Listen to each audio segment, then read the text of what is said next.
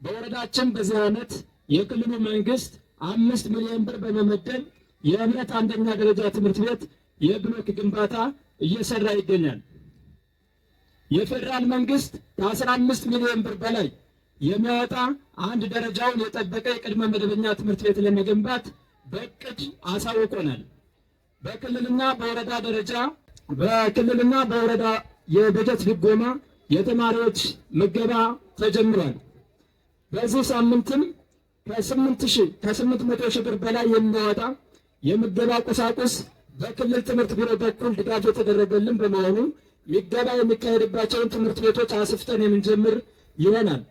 በወረዳው ውስጥ ባሉ 17 ትምህርት ቤቶች ከአሁን በፊት በህዝብ ተሳትፎ ተጀምረው በጸጥታ ችግር ምክንያት ተቋርጠው የቆዩ የብሎክ ግንባታዎችን ህዝቡን አሳትፎ ለማጠናቀቅ እና በጸጥታ ችግር ምክንያት የፈረሱ ትምህርት ቤቶችን ለመጠገን የወረዳ አስተዳደር ምክር ቤቱ 3 ሚሊዮን ብር የካፒታል በጀት መድቦ እየሰራ ይገኛል። ፓርቲያችን ብልጽግና የትምህርት ዘርፉን በልዩ ትኩረት የኢኒሼቲቭ ተግባር አድርጎ የያዘው በመሆኑ በዚህ ዘርፍ አስደናቂ ለውጦች እንደምናመጣ ቀድሜ እተማመናለሁ። ውድ የዚህ ፕሮግራም ተሳታፊዎች፣ የሀገር ሽማግሌዎች፣ ወጣቶችና የሃይማኖት አባቶች፣ ክቡራትና ክቡራን፣ ከሁሉም በላይ ቀዳሚው ተግባር ሰላም በመሆኑ የምናስበው ለውጥ እንዲመጣ ህዝቡ በሰላም ወጥቶ በሰላም እንዲገባ እና የብልጽግና ትሩፋቶች ተቋዳሽ እንዲሆን